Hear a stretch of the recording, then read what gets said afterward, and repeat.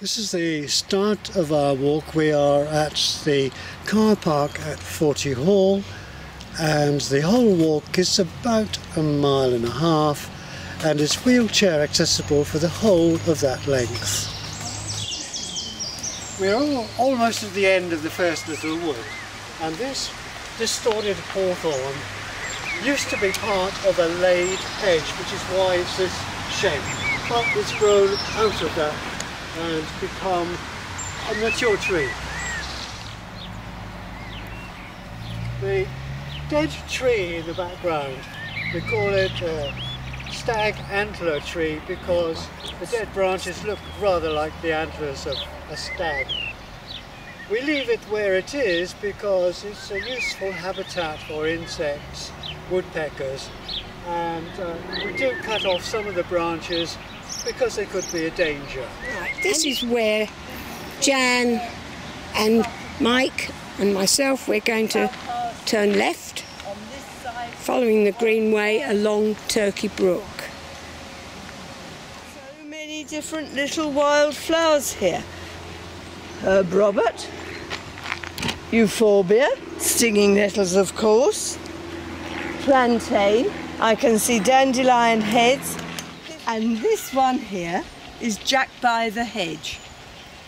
It's a crucifer, part of the cabbage family, but tastes of garlic, and small leaves like this in your salad can do nothing but good. All set off by different grasses, lovely young oak trees, 2 different types of oak, and beautiful weather to show it all. Well, that's Turkey Brook, you can see, meandering along.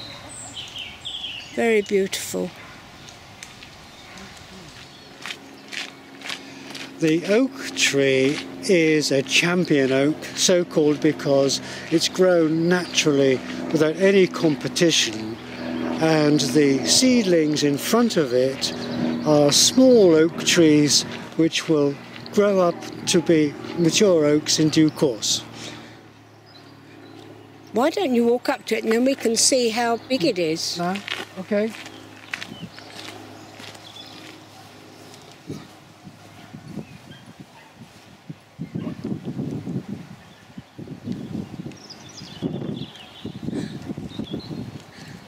So that now you can see what a magnificent old oak tree this is.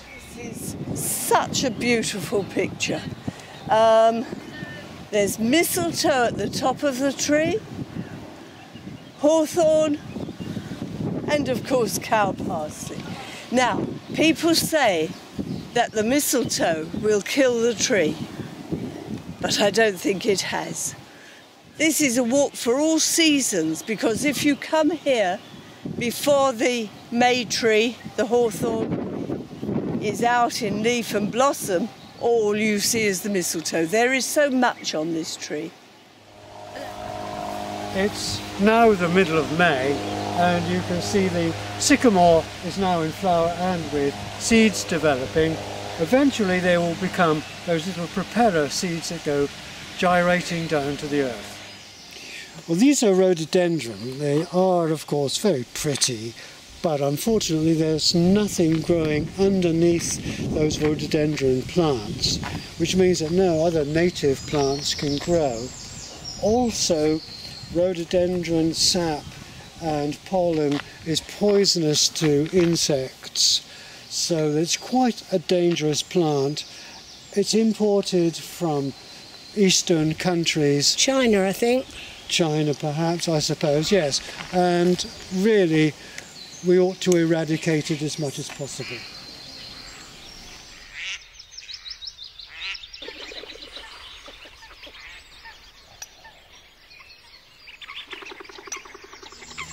You can see here the island which is being completely taken over by rhododendron, which means that the smaller plants cannot grow.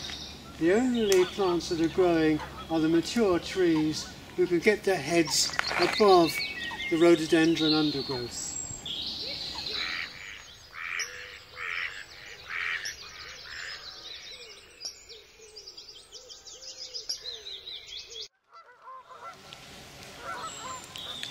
Here we are still on the path, but we feel that we're right in the centre of the woods.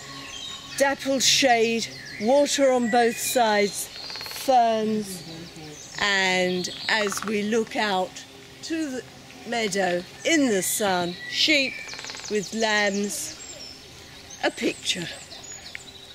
At this point you'll notice a waymark post on the right hand side, and quite a broad track going off to the left with a field on the right hand side of that track. You can just see it through the trees.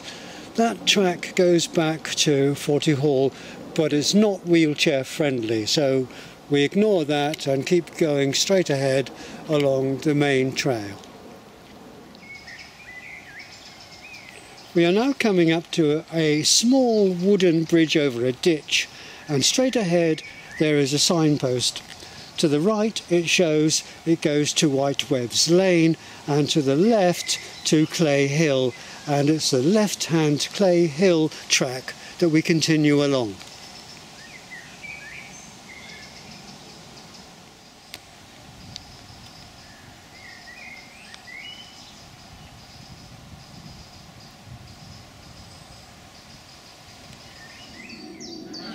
At this point we've now left the Forty Hall estate, and you can see the path goes straight on and we'll end up at the pub, we hope.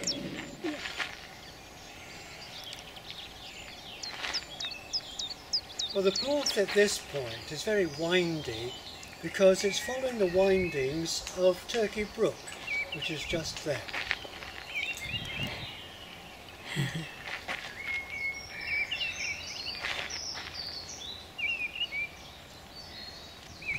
Well, we're out in the open now, in the glorious sunshine.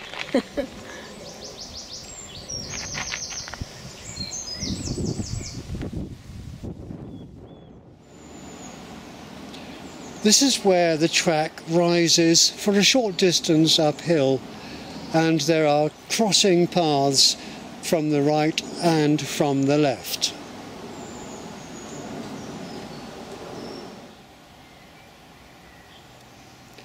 Near the top of the rise you'll see a signpost on the right hand side, and one of the signs says Clay Hill.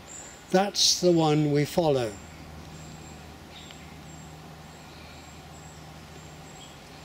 Our trail now goes over the old course of the new river towards Clay Hill.